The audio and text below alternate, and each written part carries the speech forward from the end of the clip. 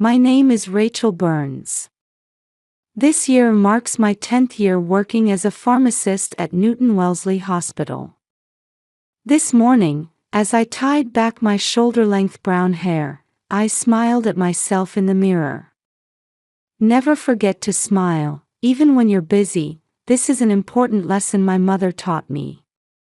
My smartphone shows 6:30 a.m. My hospital shift starts at 8 o'clock.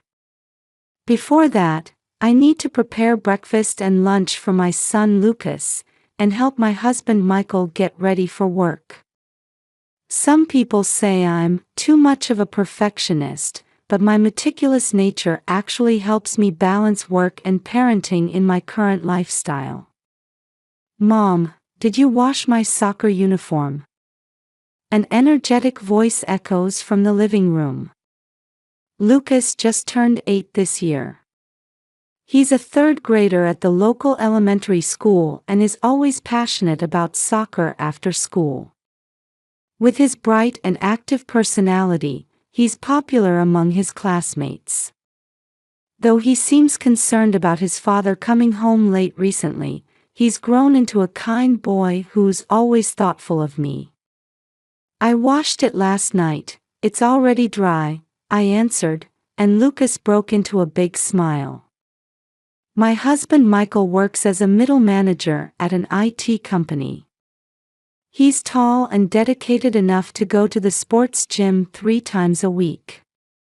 His neat appearance and meticulous personality might be similar to mine.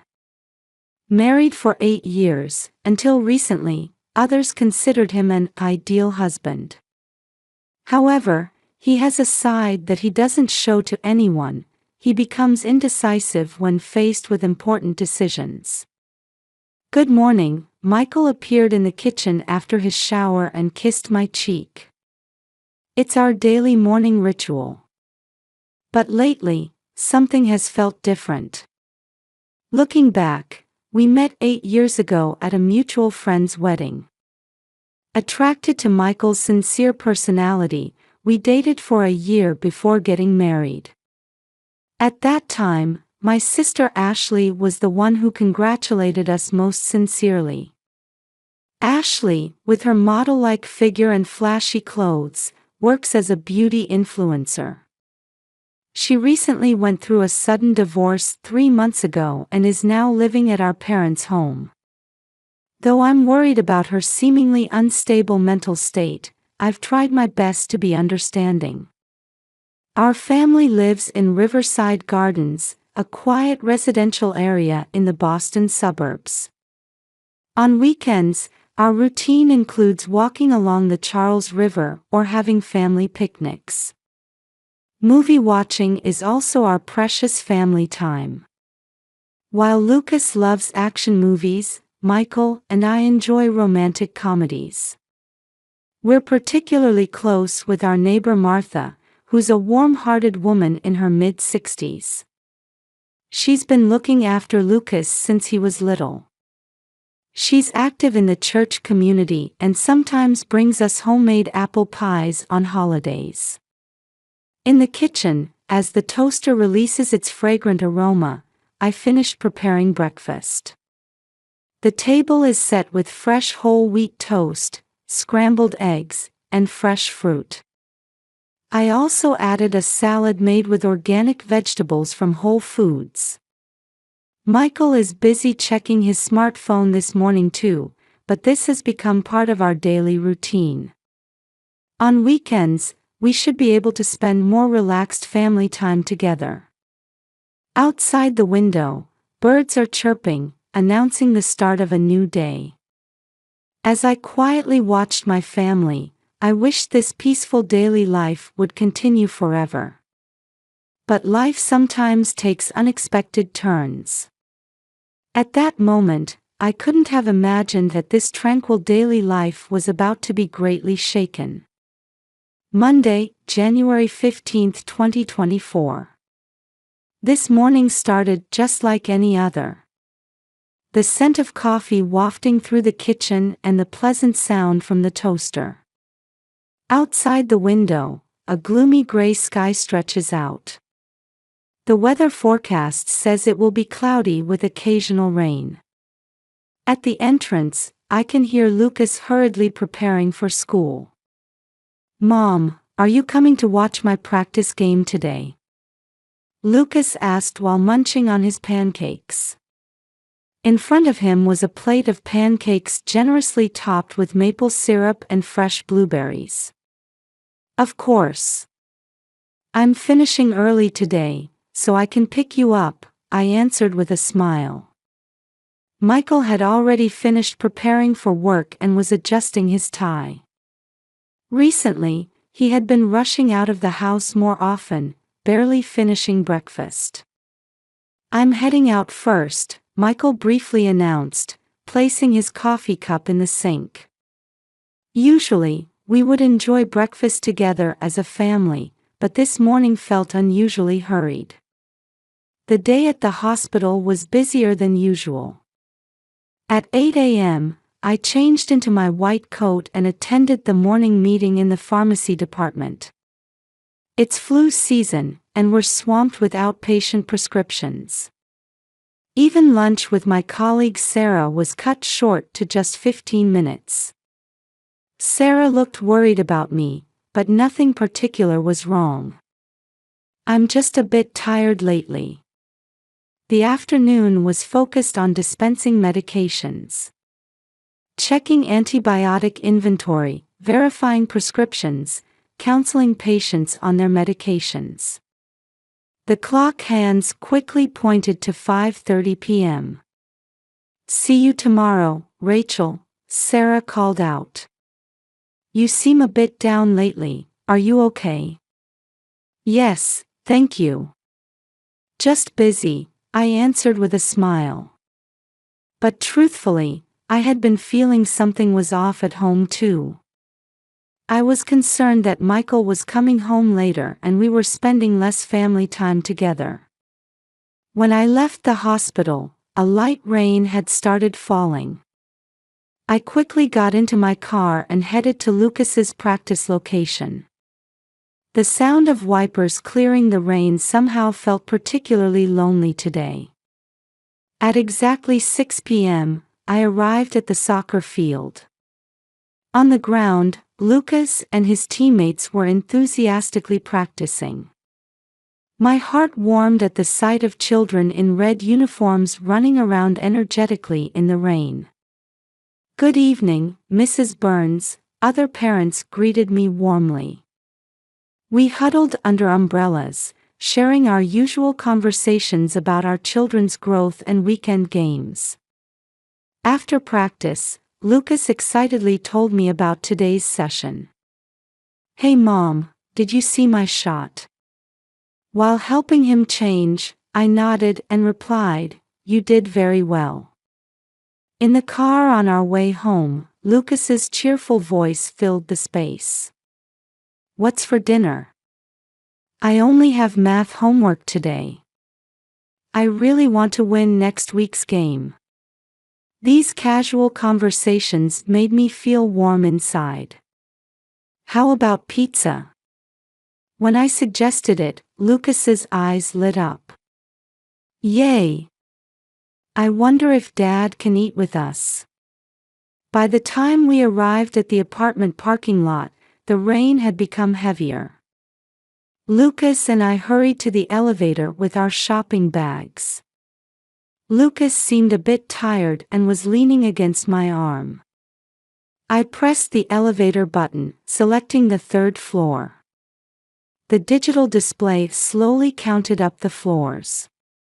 At this moment, I still didn't know.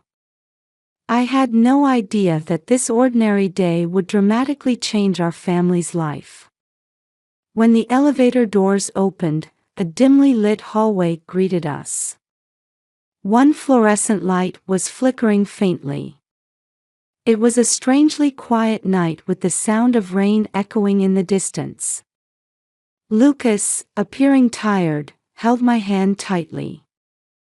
Just as we started walking down the short hallway to room 304 with our shopping bags, it happened. "Rachel." I stopped at the sudden voice. Turning around, I saw Martha bursting out of room 302 across the hall. Her expression, usually calm, was more urgent than I'd ever seen. Wearing a light purple cardigan, both her hands were trembling. "Don't go home. Something terrible is happening." Martha's voice was hoarse, almost a whisper. Her eyes were fixed on our apartment door. With trembling hands, she tried to pull me toward her apartment. "Martha, what do you mean?" My words were cut short as we heard sounds coming from our apartment. Something falling to the floor. And what sounded like people arguing in low voices. "Mom." Lucas grabbed the hem of my clothes. I could feel his small hand trembling. That's when it happened. A loud sound echoed from room 304, either a gunshot or something breaking. Following that, a woman's scream. My body froze. "Quickly, this way." Martha pulled us into her apartment. The sound of the door closing seemed unusually loud. My mind went blank. "Michael? Who's in that room? Who screamed?"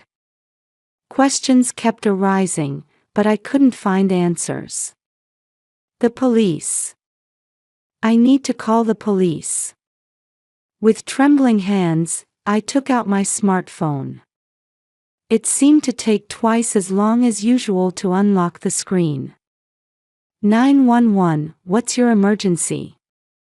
I heard what sounded like a gunshot from my home. What's your address? Riverside Gardens, room 304. Guided by the operator's calm voice, I provided the necessary information.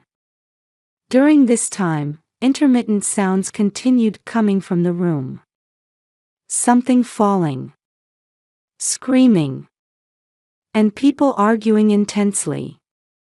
In Martha's apartment, Lucas was trembling slightly. Martha held him, gently rubbing his back. "It's okay, the police will be here soon." Martha's voice carried strength that tried to hide her anxiety. "Lucas, let's pray together." I stood by the window, waiting for the police to arrive. The rain had gotten stronger, and the streetlights created a surreal scene as they reflected off the raindrops. The clock hands seemed to move unusually slowly. As the sound of sirens approached, blue and red lights illuminated the rain-soaked street. 2 police cars and 1 ambulance. I could see police officers quickly entering the building. Strong voices echoed in the hallway, and I instinctively pressed my ear to the door. Lucas was still closing his eyes in Martha's arms. Then came the sound of a door being broken down. The sound of officers rushing in. I felt like I might faint. Martha supported my back. "Rachel, sit down. Let the police handle this now." There was a knock on Martha's door. When the door opened, uniformed officers quietly entered the room. One was an older white male, and the other was a young black female. Both carried a professional air about them. "May we check the apartment across from your window?" the older officer asked politely. "If you have a telescope or camera, could we borrow it?" Martha nodded silently and retrieved an old telescope from her closet. "My husband used to enjoy astronomy," she explained in a soft voice. The young female officer set up the telescope by the window and began observing room 304. Though the rain made visibility poor, she could somewhat make out what was happening inside. In the hallway, other officers' voices crossed paths, and radio sounds came intermittently. We remained quiet in Martha's apartment, barely breathing. Outside the window, the rain continued falling. The officers finished their telescope observation and quickly began their strategy meeting. Through the radio, they seemed to be waiting for special tactical unit reinforcements. A gentle incense fragrance drifted through the room. Martha calmly began preparing tea. Her gestures showed thoughtfulness in trying to ease the tense atmosphere. She offered cups to the officers as well. They accepted with apologetic but grateful expressions. Mrs. Burns, the female officer, approached me. "Your husband or any other family members who might be home?" I answered with a trembling voice. "My husband should still be at work. But lately his return times have been irregular." My words caught in my throat. I felt my mouth go dry. "Anyone else?" "My sister. She recently moved back from our parents' home and sometimes visits." The officers exchanged glances. On the radio, a voice announced the tactical unit's arrival. The young female officer returned to the window and looked through the telescope. No change in the room situation. "The woman isn't moving. The man is." She paused for a moment. "He appears to be operating a cell phone." Lucas seemed to have finally regained some composure. However, he still flinched at occasional sounds from across the hall. I held his hand tight. The warmth of his small hand was my only support right now. "Rachel, you're a strong woman," Martha spoke in a quiet voice. "Whatever happens, we're here for you." Those words nearly brought tears to my eyes. But I couldn't cry in front of Lucas. I took a deep breath and suppressed my trembling heart. When the tactical unit burst into the room, they found a shocking scene. Ashley was on the floor, conscious but had hit her head hard during the struggle. Michael stood in the corner of the room, holding pieces of a broken vase. The room was completely ransacked, with the table overturned and papers and photos scattered across the floor. Ashley was transported to the hospital by ambulance. Along with treatment for her head injury, doctors decided to keep her for observation due to her unstable mental state. During the subsequent investigation, Ashley was admitted to a psychiatric hospital under emergency status. She had been making suicidal statements while in an agitated state, leading psychiatrists to determine she needed protective medical care. I had to hear the details from the police officers. What they told me far exceeded my imagination. "Could you please verify these pieces of evidence?" The senior detective placed transparent evidence bags in front of me. They contained multiple smartphones, bundles of receipts, handwritten notes, and photographs. My hands were shaking. But I needed to know the truth. The first thing that caught my eye was a bundle of receipts from luxury hotels. Records of 15 stays at 5 high-end hotels in downtown Boston. All receipts were made out to Michael Burns. The total amount came to about $20,000. All dates were within the past 3 months. This is... Words failed me. Next, the officer showed me screenshots from Ashley's smartphone. They revealed threatening exchanges with Michael. "I need more money this month.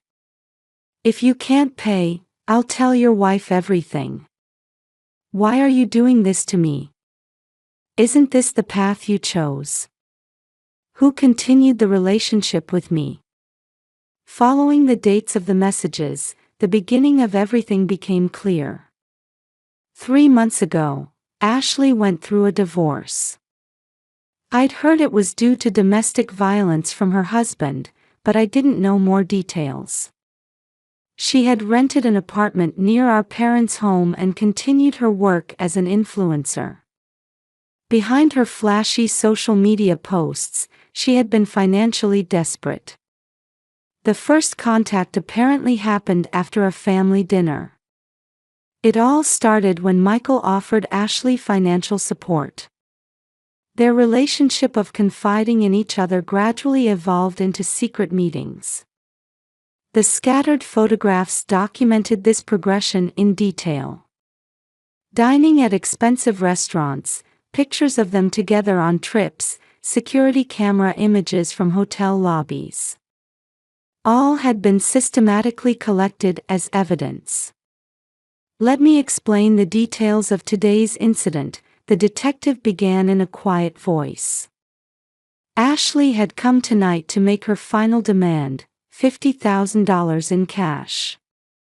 She threatened to expose everything if he didn't comply, even bringing out a replica gun. When Michael refused her demands for the first time, they got into a physical altercation. Ashley's emotions exploded, and the room turned into chaos. Behind this lay Ashley's deep-seated emotions. Complex feelings toward her sister who had always been praised by their parents since childhood. Years of being compared during school days. Jealousy over her sister's happy marriage. Resentment over her own failed marriage. Everything had intertwined, ultimately leading her to decide to destroy her sister's home. The police investigation also revealed Michael's situation. Fear of losing his position at work, anxiety about losing his family. His indecisive personality had driven him to make the worst choices. What started as small requests for financial help gradually increased in amount. He had depleted his savings and maxed out his credit cards. This is the final threatening note found at the scene. Ashley's handwritten note specified exact amounts, deadlines, and threats if demands weren't met. Even bank account details for transfers were meticulously recorded. It was evidence of a sister's calculated revenge. In Martha's room, Lucas had fallen asleep from exhaustion. Outside the window, the rain continued falling. Now knowing the truth, this rain seemed to mirror the emotions swirling violently in my heart. There was just one thing I didn't understand. Why had Martha helped us at that time? Actually, Martha began speaking quietly. I had noticed something strange about Ashley's behavior recently. And tonight, when I saw her enter the building in an unusual state. Truth sometimes far exceeds our imagination. It confronts us with reality in an almost cruel clarity. 1 week after that night's events, all the truth had come to light, and my heart was filled with complex emotions. Through police investigation, Ashley was admitted to a psychiatric hospital for emergency care. Though it was a replica, threatening someone with a gun is a serious crime. However, considering her mental state, our parents arranged for her protective medical care. Michael admitted to everything, the affair and the financial transactions. He had already reported it to his company and was facing demotion. He sends apologetic messages every day, but I'm not ready to reply yet. This past week, Lucas and I have been staying at my parents' house. Today too, the scent of my mother's tea wafts through the kitchen. Though it was painful to explain everything to my parents, it was necessary. "Rachel, we support your decision," my mother gently held my hand. Her warmth nearly brought tears to my eyes. "We'll support Lucas with all our strength too." Father nodded silently. Though he usually doesn't show his emotions, today he had tears in his eyes, which was rare. "I'll introduce you to a lawyer I know for the divorce proceedings." Father's voice was unusually gentle. Divorce from Michael. Every time I turn those two words over in my mind, my chest tightens. But I knew this was the best choice. For Lucas's sake, and for my own. When I returned to the hospital, I was saved by my colleagues' understanding attitudes. Sarah in particular helped me with everything from arranging my leave to adjusting my work shifts. "Take time off whenever you need it," the department head kindly told me. "You've worked so hard these past 10 years. Martha comes to check on us almost daily, always bringing something she's made. Somehow, the scent of her apple pie helps calm my heart." "How's Lucas doing?" Martha asked worriedly one day. "He's talking regularly with the school counselor. The teacher says he's surprisingly positive." Indeed, Lucas was stronger than I expected. Of course, he still wakes up from nightmares sometimes. But during the day, he plays energetically with his friends and hasn't missed a single soccer practice. "Will I never see Dad again?" Lucas quietly asked one night before bed. "Of course you will. Dad is still Dad. We'll just be living separately for a while." Lucas nodded slightly at my words. I could see a mature understanding in his eyes. A month later, we moved to a new apartment. Though it's a bit further from the Charles River, it's closer to Lucas's school. It's a bright, clean place my parents found for us. On moving day, my hospital colleagues all came to help. Sarah gave us new curtains as a present, and other staff members brought their own warm gifts. "A new beginning in a new place," Martha said as she brought us a houseplant. "Like this plant, you'll both put down roots and grow strong." Thinking about Ashley still pains my heart. She's currently receiving counseling from a psychiatrist. Though our parents worry about her too, they understand the importance of maintaining distance for now. From the window of our new apartment, we can see a small park. On weekends, I can watch Lucas playing soccer there. I'm also slowly starting to sort out my feelings. Every morning when I look in the mirror before work, I notice myself changing little by little. The sadness hasn't disappeared, but a new strength is growing. Perhaps it's proof that we've overcome hardship. "Mom, what's for dinner tonight?" Lucas's voice came from the kitchen. "Well," I smile. "How about we order pizza as a special treat?" "Yay!" Looking at my son's smile, I feel that even though the road ahead won't be smooth, we'll surely get through it. Our new life has just begun. And I believe that through this ordeal, we'll be bound together by stronger, deeper bonds. Outside the window, the rain had finally stopped, and the evening sun was breaking through the clouds.